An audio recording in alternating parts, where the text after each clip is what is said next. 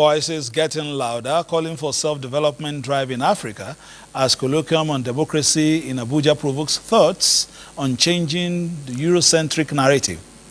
Now, going back on March 26th deadline for submission of proposal for state creation, House of Representatives Committee warns as APC members in Kogi State call for collective responsibility on state development. A group in Kogi Central petitions INEC for a recall of their senator, Natasha Akpoti-Uduaghan. These and more political updates today. I'm Fisai Ogunfuyi. Welcome.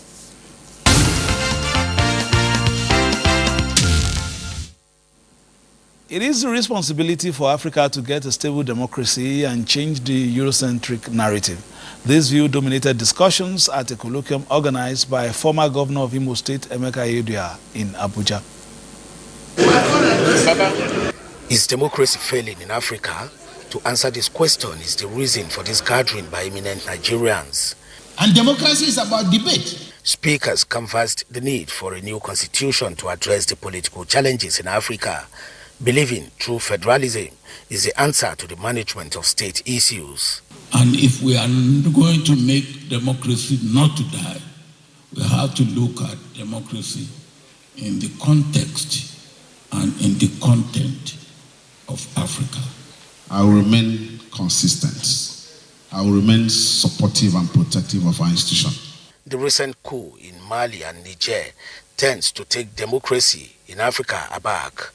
The nature of politics and the conduct of politicians also identified as bottlenecks to democracy. They believe through and stable democratic governance can rid Africa of the crises which impede development.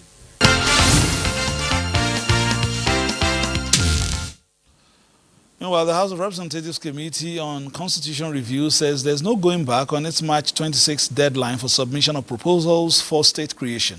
This was while receiving a repackaged proposal for the creation of Edo State out of the present Niger State. The proponents expressed optimism that its latest proposal will meet constitutional requirements for state creation, given the economic potentials and landmass of the proposed Edo State that will comprise 8 local governments in the present Niger State.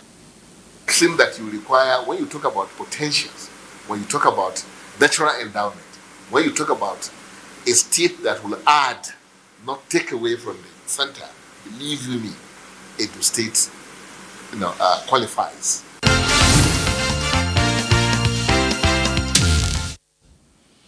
After several months of silence, the leadership crisis rocking the Labour Party seems to have resonated as the factional caretaker committee is calling for the arrest and prosecution of the national chairman, Julius Abure, over allegations of fraudulent practices.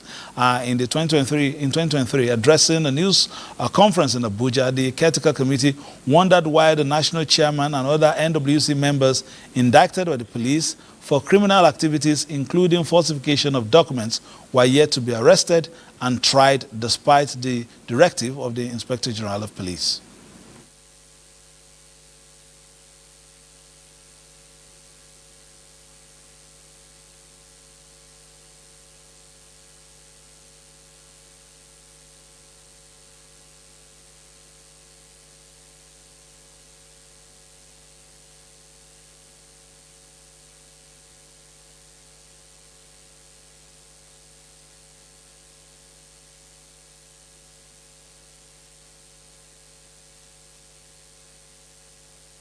The Labour Party National Caretaker Committee, the NCC, wishes to commend the complainant in this matter, that's Mr. Eze Oko, the 2023 gubernatorial candidate of Labour Party in Ebonyi State, whose signature and necessary vital details were forged for rejecting monetary bribes and overtures made to him to drop the case.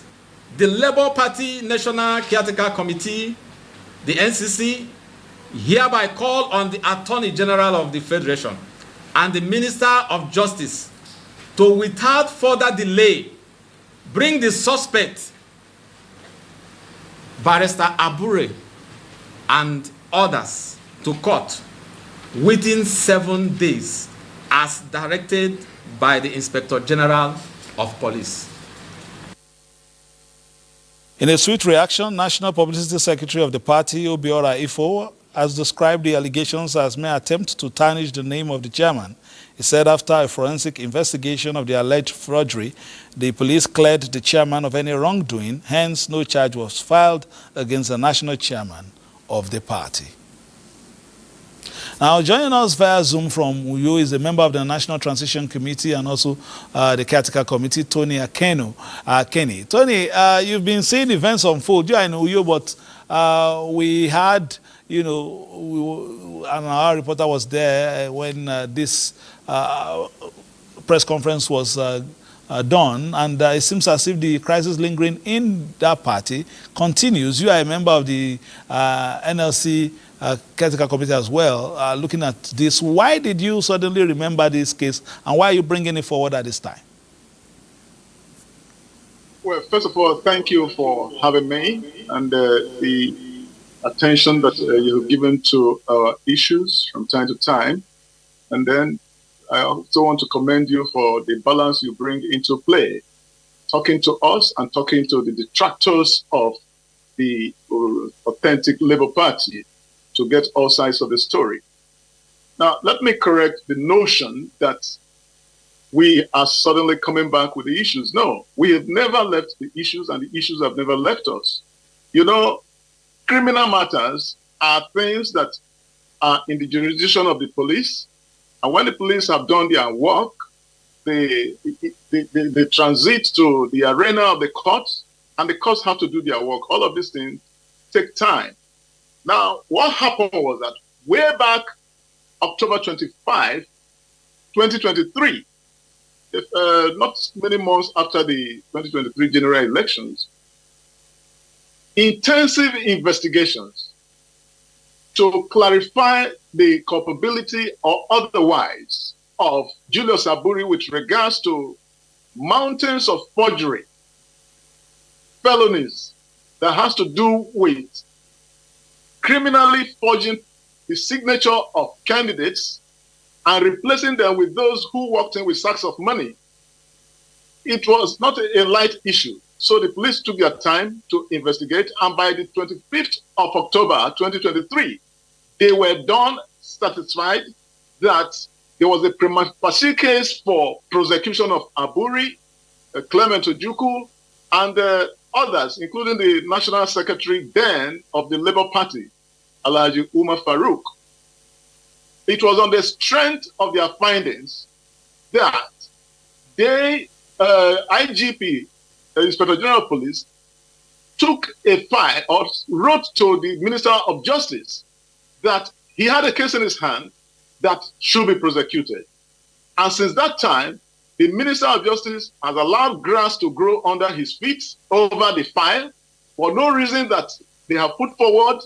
They have refused to act on the file. And so, being law-abiding citizens, not wishing to cause any rumpus, not wishing to heat up the system, we have been patiently interacting and interfacing with the Ministry of Justice to do the needful as advised by the #1 police officer, law officer in the country, the IGP. They refuse to do all of these things. So what we are doing here is to remind the Minister of Justice that he has a file with him and that he should be up and doing according to the dictates of his office. From the National Publicity Secretary of the party, Obiora Ifo, he says the allegations are not particularly true, that, of course, there was a forensic investigation of the alleged forgery. But police has cleared, the chairman. Is that true? And why are you still sticking to, this your standpoint as far as this issue is concerned? Because you don't need to bring any Minister of Justice if police says, okay, they have been cleared. First of all, we don't have any National Publicity Secretary called Obiora, whatever name. What was in place as Aburi's ESCO and every officer serving with that criminal entity, they've all gone with the wind. They exited the leadership of the party since 4th of September when a National Caretaker Committee by all stakeholders of the party following the constitution of the party emerged, having the former Minister of Finance, Honorable Esther Nenadi, as the national caretaker chairman of the party. So under her leadership, there is no figure. No one bears the identity of the National Publicity Secretary, as you have mentioned. That is by the way. Now, the Inspector General of Police, or the Office of the Inspector General of Police, that sent the file to the Minister of Justice cannot perform the duties of the court. It is the court that has the right to say or to listen to the issues and then the right to return the file to say there is no case. There is no time that Aburi was arraigned.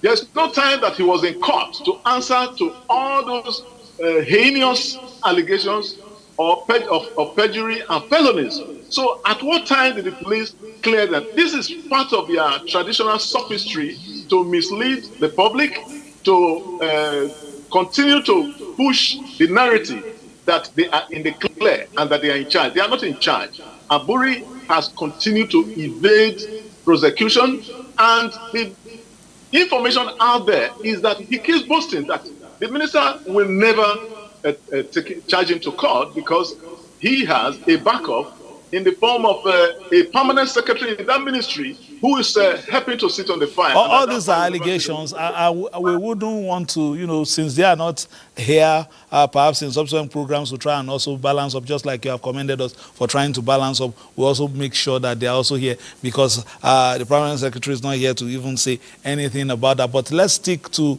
the issues in Labour Party and the National Labour, the Nigerian Labour Congress. How do you expect the party to go forward on an even keel? Don't forget, we're just almost wrapping up the first half of this tenure democratically, and your party is supposed to be repositioning itself for another major election in less than 2 years after showing very well in 2023 general elections.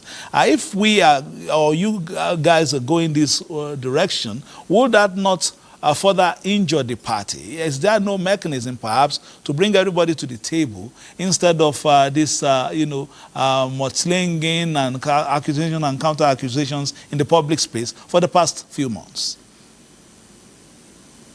Very sensible observation, all of which the Aburi-led renegade faction has refused to attend to, has refused to respond to.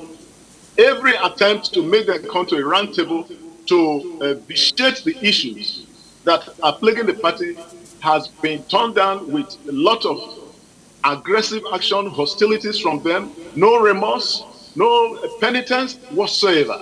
Now, the Labour Party, it is not just to win elections. We want to stand as a reflection of what we believe in. The ethos that led to the foundation of the party, integrity, transparency, accountability.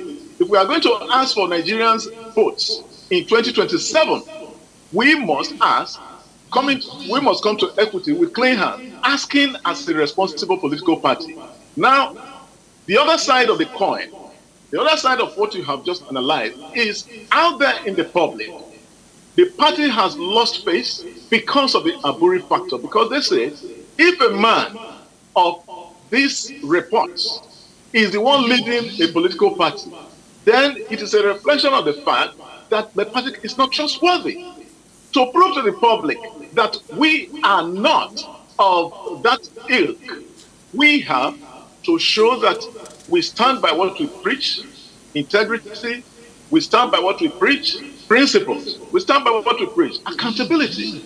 There can be no good governance without accountability. Now, there's another important point you have to note. If you listen to political intelligence in the Nigerian political space, a lot of people are saying that they are losing confidence because if Peter Obi, they believe in, has a political, a national chairman in the person of Aburi, then it's a contradiction of the beautiful qualities that Peter Obi has. Okay, so in order to deal with that ambush that is now forming heavy clouds to ambush the person of Peter Obi or any other person that will emerge across the country in any capacity, there is need for us to prove beyond all reasonable doubt that the leadership of the party are worthy people, people of principles and integrity.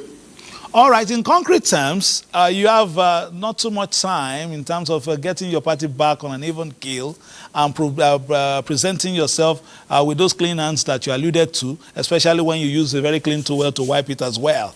But in this process, you need now to perhaps look at the brief in front of your party and what are you trying to do in the next few months, first of all, to ensure those clean hands and then representing yourself to the Nigerian people.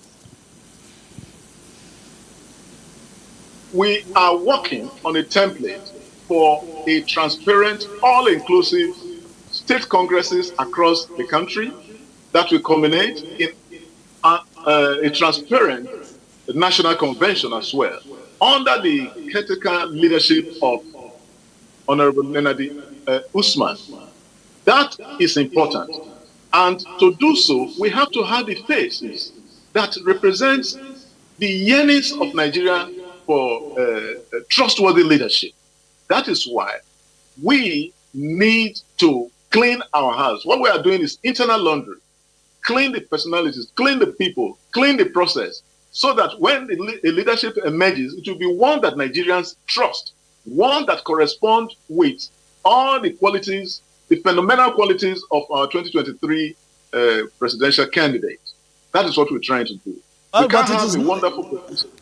I have the leadership Nigerians do not believe. Mr. Tony Ekeni, it's not, it would not also be fair to just wipe away the complete slate, because the 2023 elections you are alluding to was under, the supervision of Julius Aburi as well, and we could see as well his contributions in, that election as well. So when you look at all this, would it not also be out of place to particularly just shoo away that aspect of your party? Why not bring everybody on board, or at least make an attempt to do so as you move forward?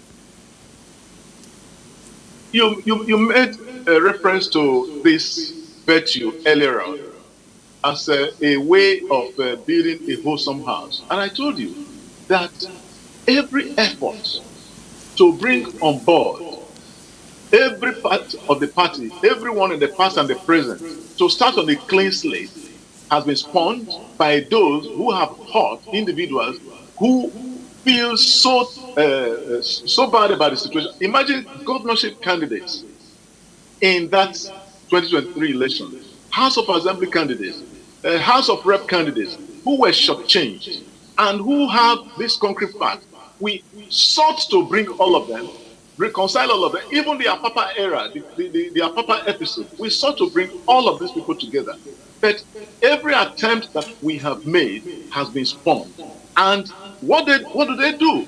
They keep imposing their own appetites of criminality on the system. And like I said, the damage to the electorate, the damage to the public is so huge that it will be better for us to prove to Nigerians that beyond all reasonable doubt, we are not what some segments have presented themselves to be. That is why we need this very clean demarcation between the new Labour Party, the original Labour Party, and the one that they are using as some kind of all right, Mr. Tony Ekeni, member of the National Transition Committee of the NLC, a member of the Catechism Committee as well, the media arm of it. Thank you very much for this conversation. We will return to you. Hopefully, haven't gotten somebody from that Aburi camp as well to know exactly where the situation of things will be going as far as your party is concerned, and wishing you the very best also in your endeavors. We move on very quickly. A group of youth and women from Kogi Central Senatorial District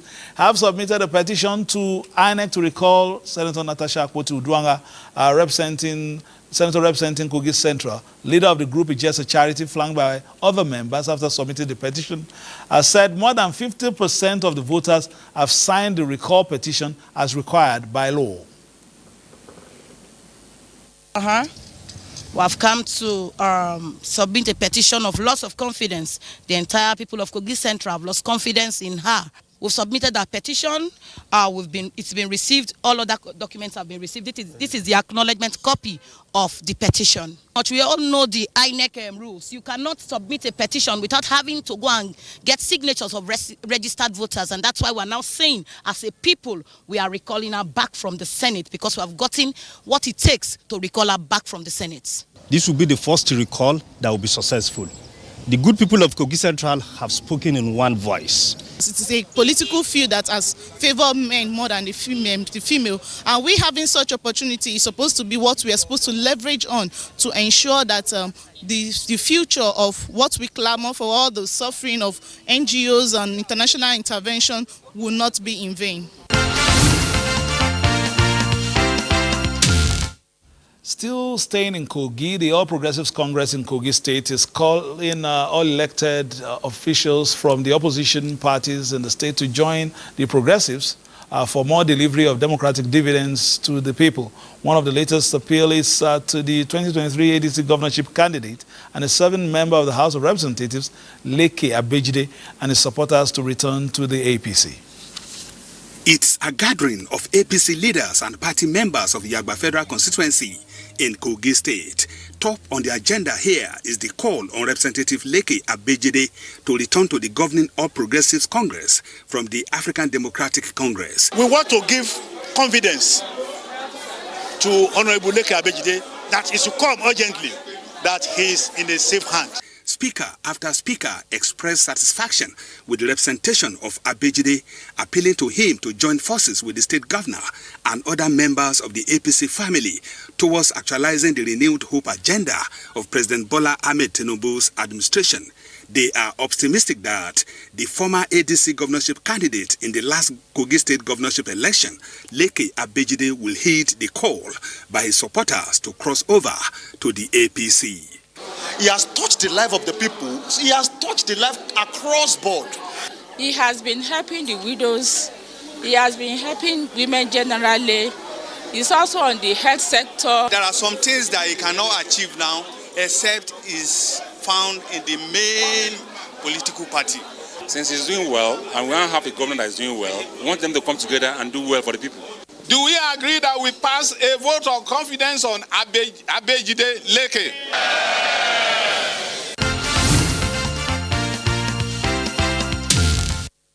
Vote of confidence is passed on one, another is being recalled or in the process of being recalled. That's different strokes for different folks, especially in Kogi. And that's how we end Political Update for today. We'll be back on Friday for a fresh package. Between now and then, play your politics for the greater good and keep it locked on the Nigerian Television Authority, Africa's largest and finest, for news, reviews, previews, and interviews. Bye-bye now.